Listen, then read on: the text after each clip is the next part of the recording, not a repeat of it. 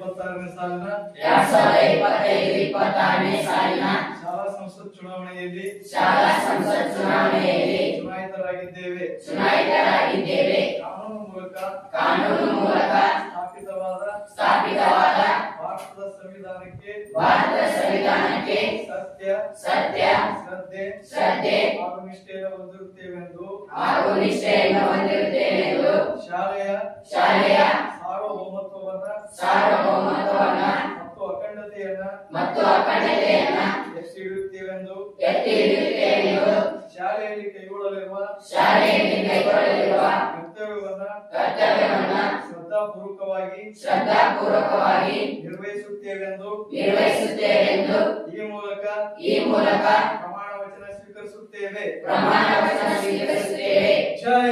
Jai Hind, Jai Karnataka.